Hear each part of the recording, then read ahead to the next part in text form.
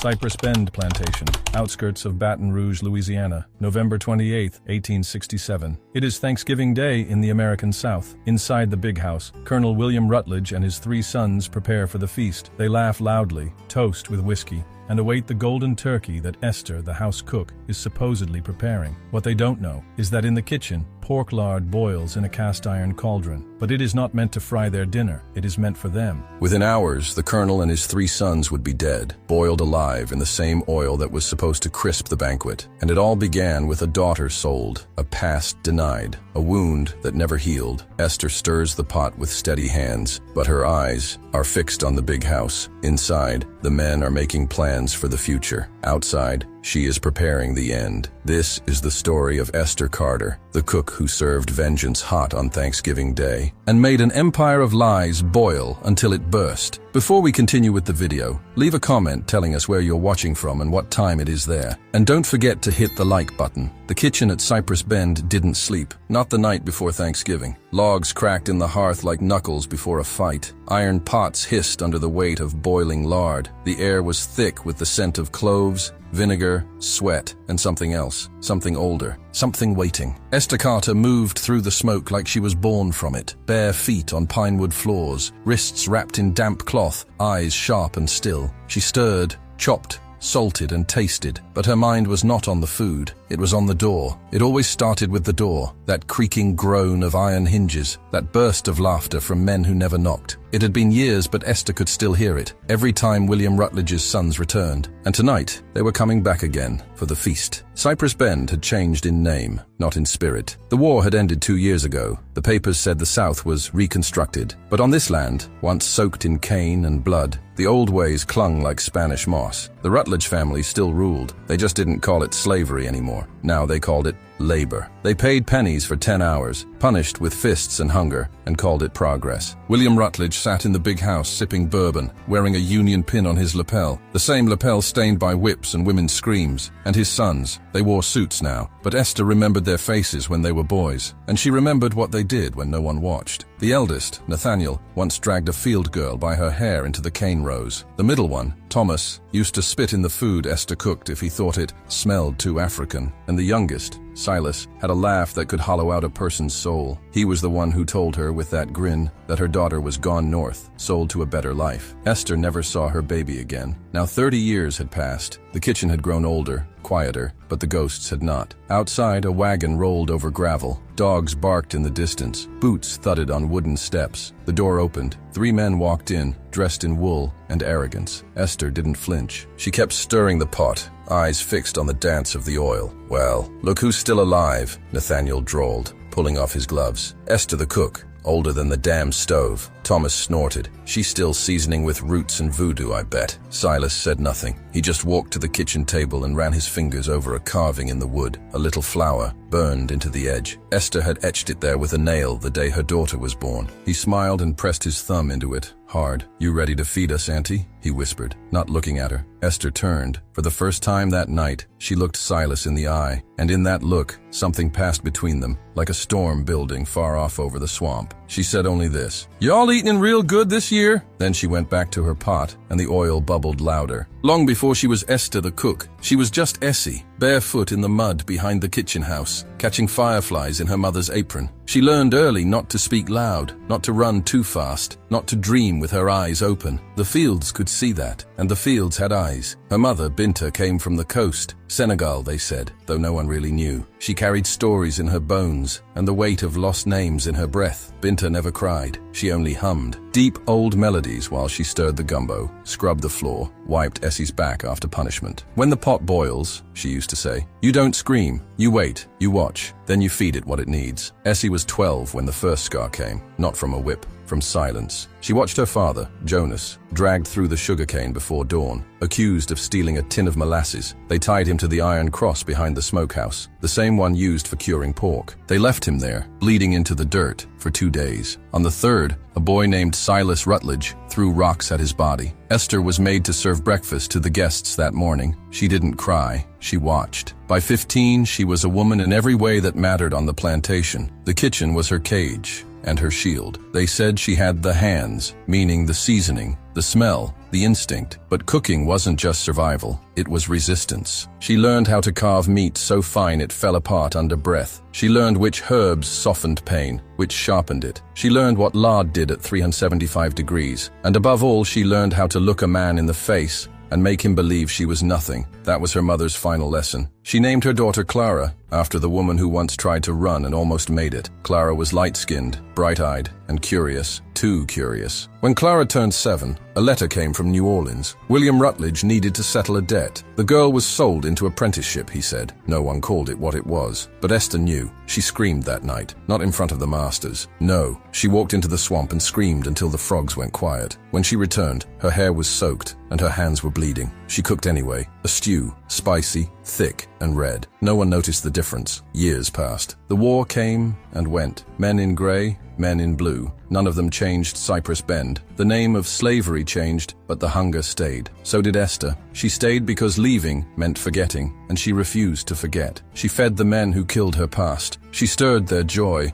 salted their greed, roasted their cruelty. And every time she saw the sons grow, Nathaniel with his fists, Thomas with his bile, Silas with his teeth, she remembered what was taken and what still could be given. On the night before the feast, as the men laughed in the parlor and brandy flowed like honey, Esther sat alone in the dark kitchen. She held a wooden spoon in one hand. In the other, she held a blade no longer than her finger, her mother's knife, wrapped in cloth. She remembered the day Binta placed it in her palm and whispered, "When the time comes, don't flinch. Fire needs feeding." Esther pressed the knife to her chest and closed her eyes. She didn't flinch. Thanksgiving morning broke slow and humid, the kind of air that sticks to your skin and listens to your breath. Cypress trees stood like mourners around the plantation, their roots tangled in secrets. The bayou beyond steamed like a cauldron. Inside the big house, polished boots tapped across the hardwood. The Rutledge sons dressed in fine coats and loud voices. The slaves, now called workers, though nothing had changed, moved like shadows, eyes down, hands fast. Esther Carter stood at the center of the kitchen,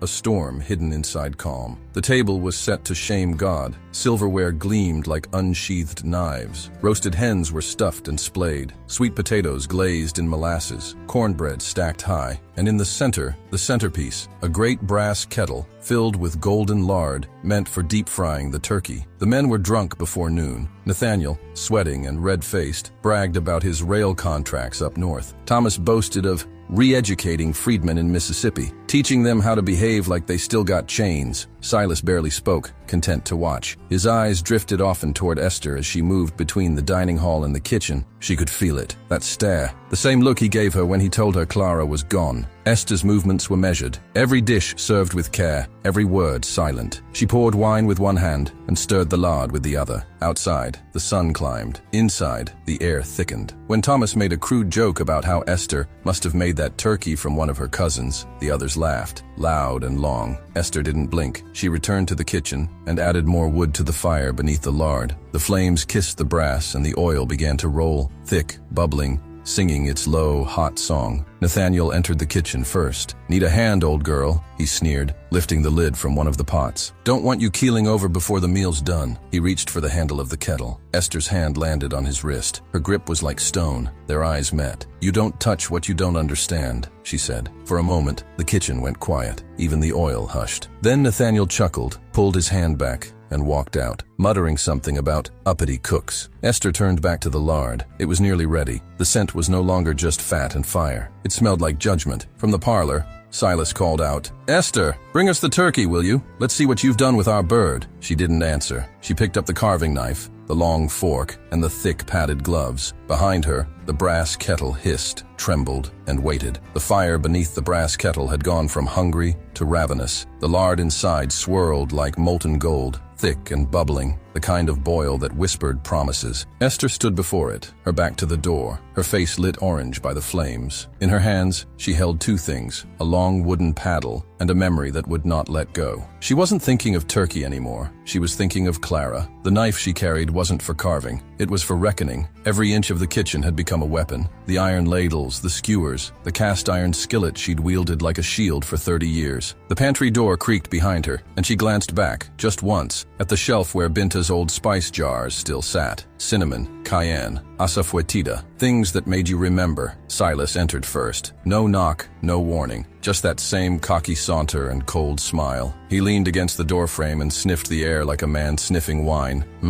Smells like tradition, he said. Esther didn't turn. She just kept stirring the lard, slow and steady. Where's the turkey, Auntie? He asked. You hiding it under your apron? She heard his footsteps behind her. 4 steps, then silence. A 5th step, right beside her. He reached to lift the kettle's lid. Esther moved like smoke and steel. The wooden paddle cracked across his face with the sound of splitting bone. He staggered back, gasping, hand to his mouth. You broke, he started, but Esther didn't let him finish. She grabbed the thick gloves, gripped the kettle by its iron handles, and in one motion, strong, practiced, final, tilted it. The boiling lard spilled forward like judgment. It caught Silas from the chest down. His scream shattered the room. He didn't fall, not at first. He stumbled back, legs blistering, arms flailing, mouth open in a scream that turned into steam. Then he dropped, twitching, sizzling. Esther stood over him, eyes wide, chest heaving, the empty kettle still in her hands. One down. Upstairs, Nathaniel and Thomas heard the noise. Chairs scraped, boots hit floorboards. Shouts echoed through the hallway. She's lost her mind! Get the rifle! But Esther didn't run. She stepped over the twitching body, grabbed the carving knife, and walked to the pantry. She opened it calmly and pulled out another pot of lard she'd hidden hours before, covered and waiting, just in case. The scream hadn't even finished echoing through the rafters when Nathaniel barreled down the stairs, rifle in hand, rage on his breath. Thomas followed, holding a fireplace poker, his face pale beneath the false bravado. Neither of them asked if Silas was dead. They knew. Esther stood in the doorway of the kitchen, calm as the grave. Her apron was streaked with lard and blood, her hands bare now, the kettle empty beside her. Smoke curled at her feet like it knew the way. You crazy bitch! Nathaniel roared, raising the rifle, but he was trembling. Esther didn't flinch. Put that down, she said softly, or I'll feed you what your brother's tasting now. He hesitated. Thomas took a step back. Nathaniel aimed, but not well. The gun fired wide, the shot tearing through a shelf of dried beans. Esther moved fast, slipping behind the cast-iron stove. Sparks flew, the smell of powder mixed with grease. Thomas turned to run. Esther was already on him. She tackled him at the pantry threshold, knocking the poker from his hand. He hit the floor hard. Before he could scramble, she brought the carving knife down, not into his chest, but into the space between his fingers. It pinned his hand to the floor. He screamed. You remember Clara? She hissed, inches from his face. He didn't answer, just cried and shook. Esther leaned closer. She was 7. And you let them take her. You watched. His eyes bulged. He tried to speak. Esther twisted the knife. I did too, she said, her voice breaking. And I've been tasting that silence ever since. Footsteps, heavy, desperate. Nathaniel returned, now wielding the rifle like a club. Esther yanked the knife free and rolled aside just as the butt came down, splintering the pantry floor. She kicked at Thomas's knee, breaking it with a wet crack. He howled. Nathaniel lunged. She ducked behind the stove again. He followed. Esther grabbed the second pot, cold for now, and smashed it into his face. The edge caught him across the temple. He dropped the rifle. Blood ran down his cheek, thick and fast. They wrestled. She wasn't stronger, but she was precise. She drove her thumb into his eye, biting his arm when he tried to choke her. He shrieked. She kneed him in the groin. When he fell to his knees, gasping, she didn't stop. She grabbed the iron skimmer, flat, wide, made for fish, and slammed it into his mouth. Again, and again, and again, until teeth scattered like dry corn across the floor. Silence returned, slow and heavy. Both brothers groaned on the ground. Esther stood over them, panting, hair soaked, arms shaking, but not from fear, from memory. She looked around the kitchen one last time, at the pots, the ladles, the blood, and then she whispered, This is the only gratitude I ever owed you." The light in the kitchen had changed. Not the sun. It was still hours from rising, but the light from the fire. It burned with a different color now, a deeper orange, like the edge of a dying star. The scent of scorched oil mixed with singed fabric and blistered flesh. It coated the walls, sank into the floorboards, curled beneath fingernails. The scream that had split the air minutes before had already been devoured by the silence that followed. But its echo lived in the bones of the house. Esther Carter stood still, her shadow painted against the soot-dark wall. The kettle lay on its side near Silas Rutledge's twitching body. The fat had hissed its final note, and now the room was filled with a deep, almost holy quiet. Esther didn't move toward him. She didn't need to. The work was done. His face was unrecognizable, the skin of his neck and chest lifting away like parchment in fire, his lips no longer able to form threats or smirks or lies. She stepped around him as if stepping over a snake, cautious, but not afraid. She had dreamed of this, not with clarity, not with fantasy, but with rhythm, the same rhythm that pulsed in her hands as she stirred pots over the years, the same rhythm that held her upright during countless nights of grief, the same rhythm her mother had hummed while peeling yams and hiding bruises. It was a rhythm older than rage, a rhythm of return. Nathaniel was the first to respond. She heard the gunshot before she saw him,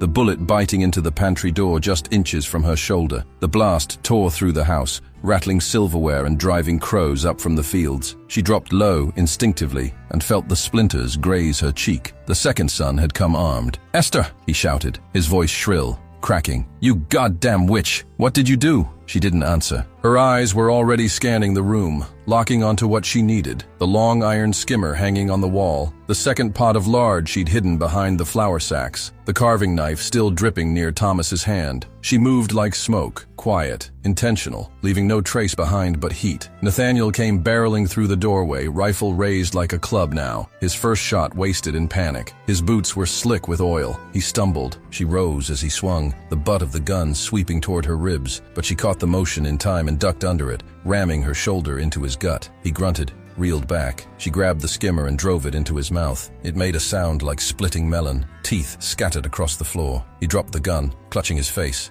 howling. Esther didn't stop. She swung again, into his cheek, his temple, the base of his neck. The iron bent, then cracked. Blood sprayed in arcs. He collapsed into a heap beside Silas. Thomas, hearing the crash, appeared at the edge of the hall like a child lost in fog. His hand was still bandaged from where she'd pinned it with the carving knife. His leg dragged behind him, bent at an unnatural angle. He looked at her, wide-eyed, face pale. "Esther," he whispered. She didn't let him finish. She crossed the room in 3 strides and punched the heel of her hand into his sternum. He fell backwards, hitting the kitchen table. A bowl of candied yams clattered to the ground, the syrup mixing with blood on the floor. "I remember what you said when Clara was taken," she muttered. "You said she was lucky. You said she'd be safer somewhere else." Thomas coughed, his mouth filled with blood. "You said I should be grateful." She pulled the second pot from the hearth. It wasn't fully hot yet, but it would do. She stepped forward and upended it over his legs. The oil didn't scream like before. It groaned, as if tired of the work. Thomas did scream. It was a short, choked thing, then silence again. Outside, dogs barked in the distance. Somewhere, a gate slammed shut. The sun had not yet touched the sky, but the air was thick with coming light. Esther stood amid the carnage,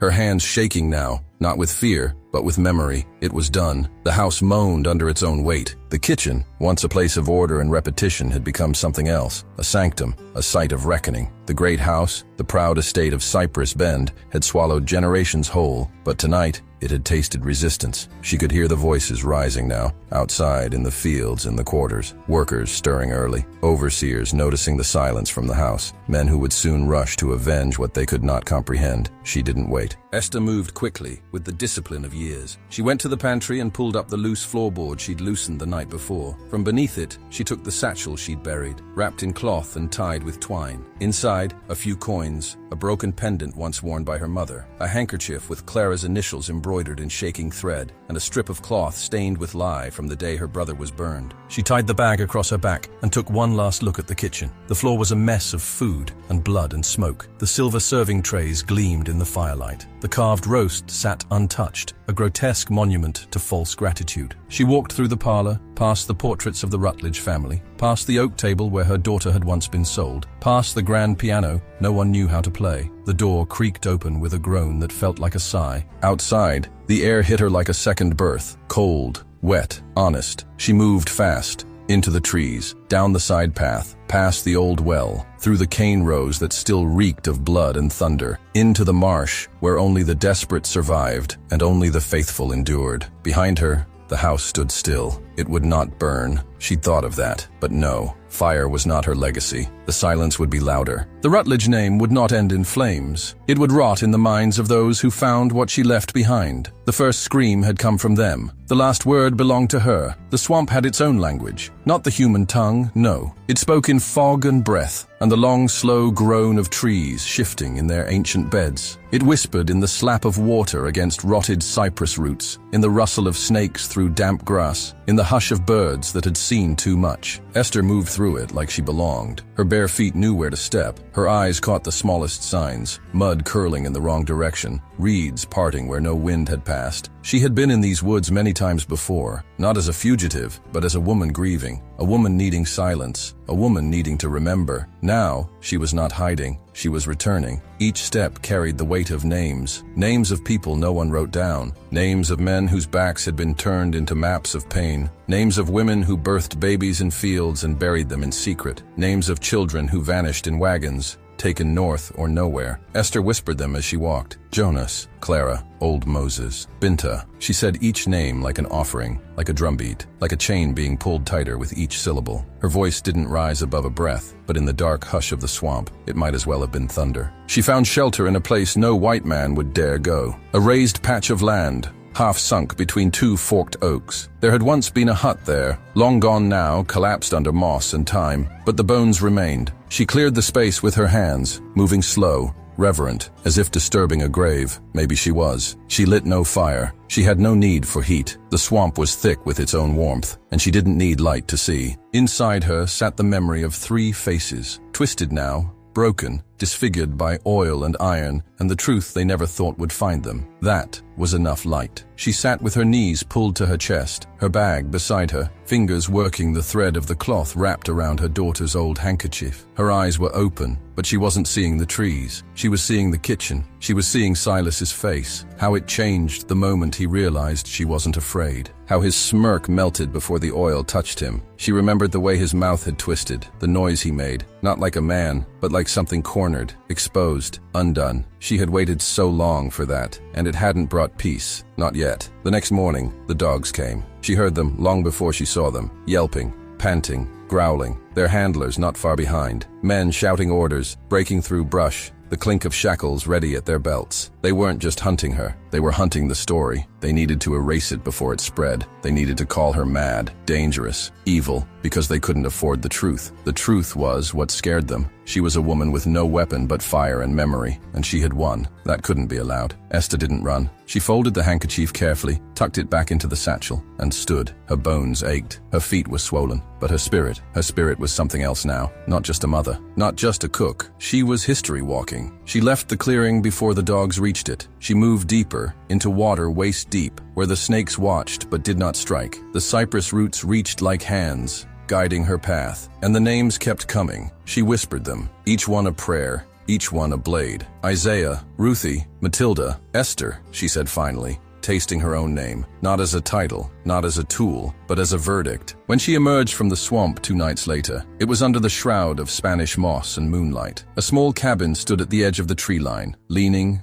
quiet, candle flickering in the window. It wasn't safe, nowhere was, but it was known. Inside lived Mother Dinah, an old healer who had buried 3 husbands and outlived a dozen masters. No one asked her age, no one questioned her wisdom. Some said she'd once hexed a white man until he lost his tongue. Others said she simply waited for people to poison themselves with their own cruelty. Esther knocked once. The door opened without a word. Dinah took one look at her, oil-streaked, barefoot, eyes full of ghosts, and stepped aside. "You finally did it," she said, not as a question, but as prophecy fulfilled. Esther nodded. "I did." Dinah closed the door behind her. Inside, the air smelled of sulfur and mint. Herbs hung from the beams. A kettle simmered on the stove, not of lard, but of something sweeter. Esther sat on a low stool. Her limbs felt like wood, but her chest had never breathed deeper. "They'll come looking," Dinah said. "They already are. You ready to keep walking?" Esther looked up, eyes shining but dry. "I got names to carry still." Dinah handed her a piece of cloth, old, frayed, dark with age and smoke. On it were stitched dozens of names in red thread, some crooked,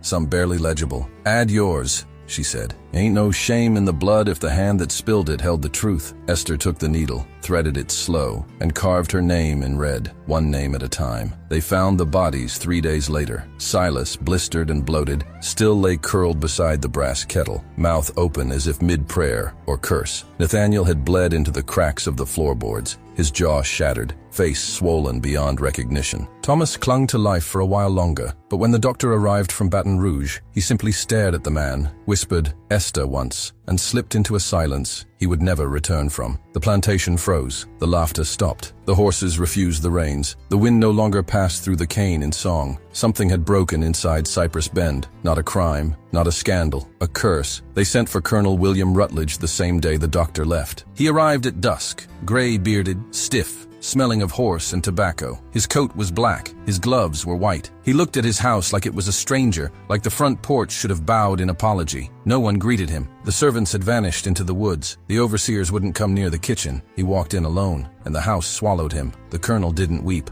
He stood at the edge of the parlor, where Silas used to play cards and drink bourbon he hadn't earned. He walked the hallway where Thomas had carved his initials into the floorboards with a stolen knife. He entered the bedroom where Nathaniel once beat a man until his back looked like river rock. He didn't weep. Instead, he sat in the kitchen, that kitchen, lit a cigar, and stared at the blackened kettle. It still smelled faintly of lard and something deeper. The floor beneath it was scorched. The stone was cracked. Esther's apron lay nearby, folded neatly, as if it had resigned. He took a long drag and exhaled into the rafters. She was just a cook, he muttered. Just a goddamn cook. But the words didn't feel right. They echoed strangely, bounced back off the soot-covered walls with weight, with judgment, because he knew. She hadn't just boiled his sons. She'd boiled the lie of civility, of control, of ownership, the lie that said the kitchen was his domain, that loyalty could be bought with scraps, that quiet meant consent. Esther had taken everything he built and left it scalded in a brass pot. By midnight, the colonel had drunk a full bottle of whiskey. He didn't sleep. He paced. He yelled at the walls. He screamed her name into the parlor. Esther! As if she might walk back in and undo it all. But the house remained still. Around 3 a.m., he did something no one expected. He entered the kitchen barefoot, shirtless, wild-eyed. He dragged the kettle back to the hearth, lit a new fire beneath it, filled it with lard from the cellar, barrels meant for another feast, another Thanksgiving that would never come. He set the iron spoon on the hook. He waited, and as the oil began to heat, the house began to change. It creaked, it moaned, it remembered. They found him the next day, kneeling before the fire. The lard had boiled dry. The skin on his face was cracked with blisters. He hadn't poured it over himself.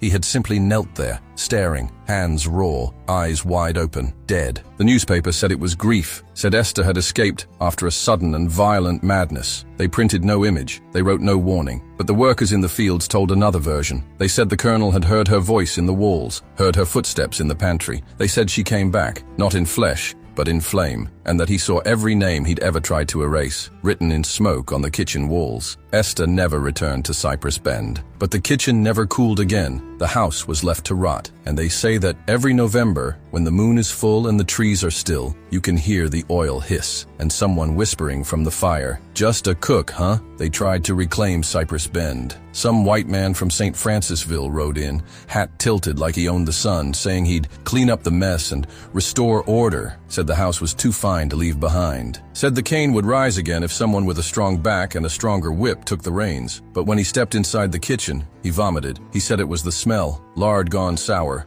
mold thick on the walls, rats nesting in the rafters. But others knew better. The smell wasn't rot, it was memory. A memory that clung to iron pots and scorched wood like sweat on skin. The same memory that made the floor feel soft beneath your feet, like it might give way and swallow you. The same memory that made the air inside thick, like it had lungs of its own, like it was waiting to breathe again. No one stayed the night, not the man from St. Francisville, not the crew he brought, not the boys with rifles hired to patrol the edge of the fields. They all left before sundown, silent and pale. Some never came back. Some pretended they'd never gone. The house was cursed, they whispered, but no one said her name, not out loud, because they knew. Esther Carter wasn't a ghost, she was a reckoning. In the quarters, though, the story grew. Quiet at first, passed between old women stirring pots, between boys hiding from lashes, between field hands who didn't believe in salvation, but believed in signs. It wasn't just what she did, it was how she did it. She didn't run screaming. She didn't poison the food or slip away in the night. She waited, she watched, and then she cooked them.